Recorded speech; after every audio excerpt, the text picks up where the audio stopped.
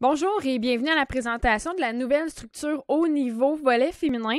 Alors, on y met l'accent là, sur le souhait de s'appuyer sur le plan de développement de la fédération, sur les meilleures pratiques en matière de développement des athlètes au monde avec le rapport Better Sport aussi qui nous a été grandement utile dans nos discussions, mais surtout l'expérience des dernières années, les commentaires recueillis. Donc, en fait, aujourd'hui, je vous présente le fruit là, de nombreuses discussions.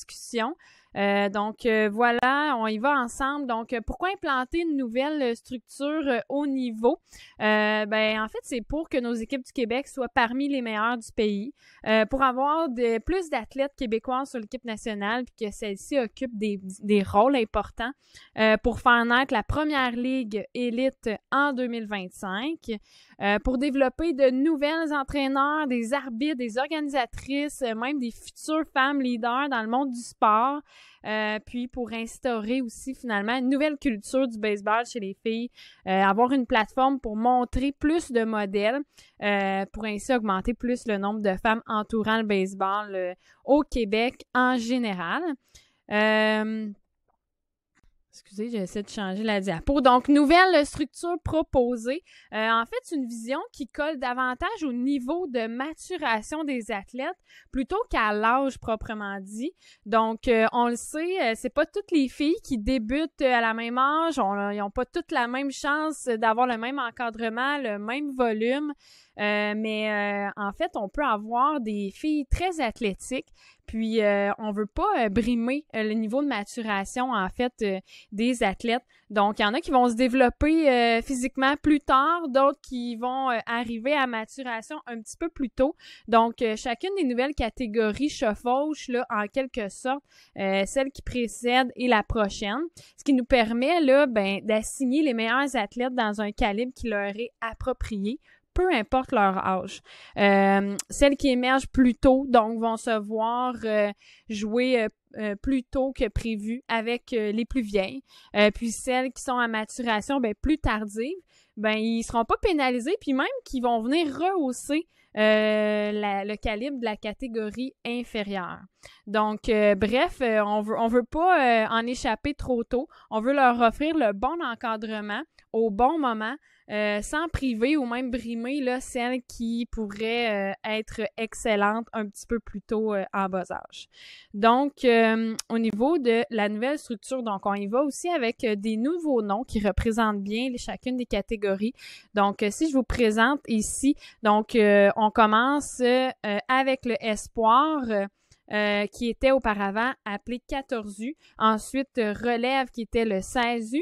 Le Select était le 19U ou le 21U avant et le Elite qui était le Senior. Si on regarde le tableau comme ça, on peut voir là en résumé que dans le programme Espoir, on vise 36 athlètes de 13 à 15 ans. Au niveau de l'espoir, au niveau de l'identification gouvernementale, on n'est pas encore identifié. Et on va au championnat canadien 16U. Au niveau de l'équipe relève, donc on a 15 athlètes âgés entre 14 et 16 ans. Au niveau de l'identification gouvernementale, on est identifié relève, d'où le nouveau nom du SASU qui est relève. C'est vraiment en lien avec le nom gouvernemental. Au niveau de la bourse de retour d'impôt, qui est de 1 000 $. Et on va au championnat canadien SASU. Au niveau du Select, donc on entre vraiment là dans le créneau de la haute performance au niveau du Select et de l'élite. On va participer au championnat canadien pour les deux, au championnat canadien Invitation. Dans les deux, on a 15 athlètes par équipe.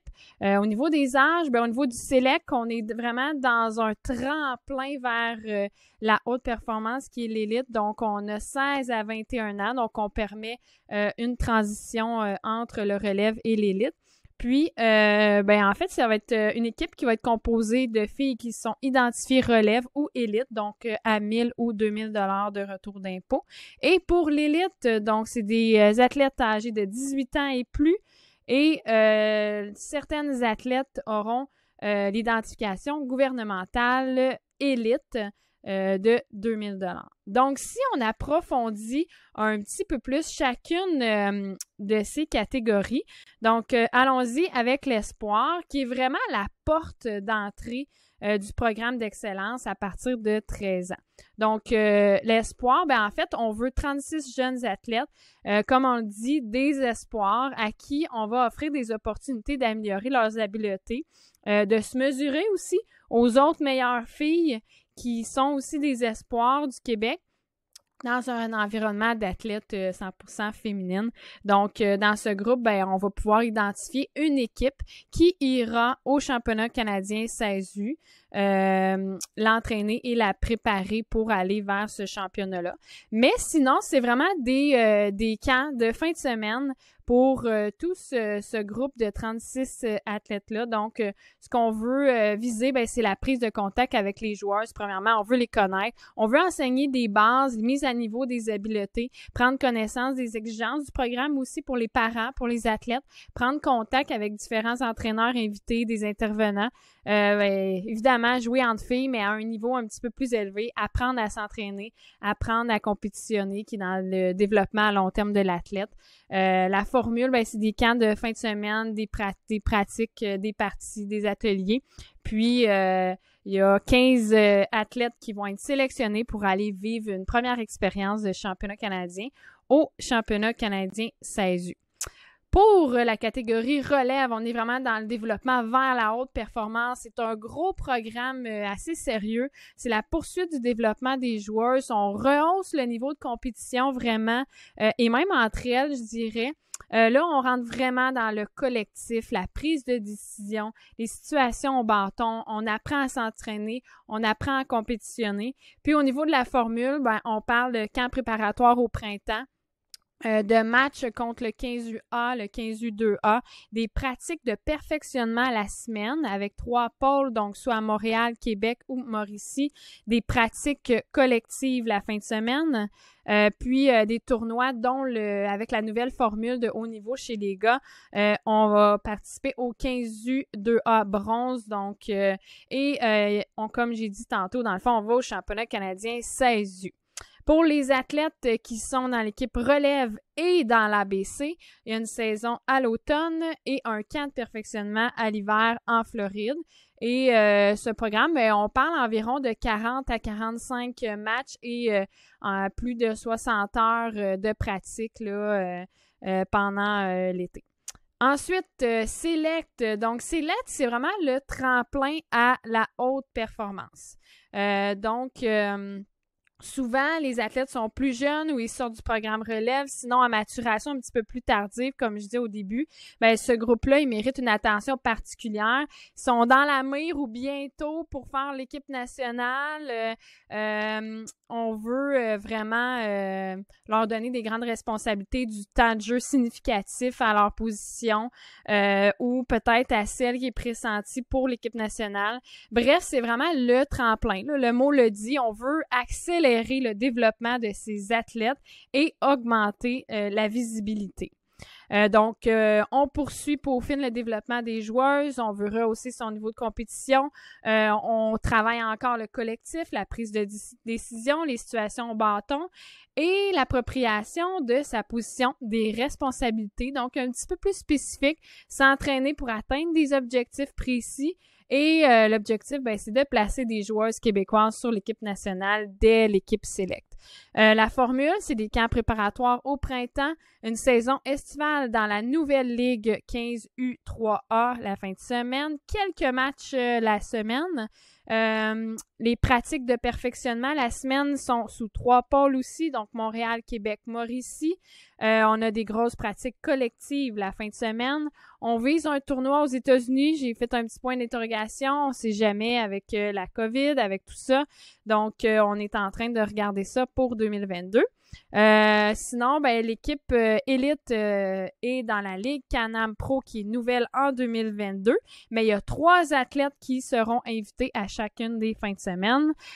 Et cette équipe-là va au championnat canadien Invitation.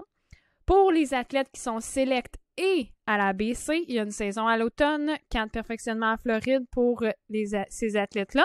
Et on parle comme au niveau relève, 40 à 45 matchs, environ 60 heures de pratique. Et je vais changer de diapo pour aller, excusez-moi, vers l'élite. Donc, plateforme de la haute performance.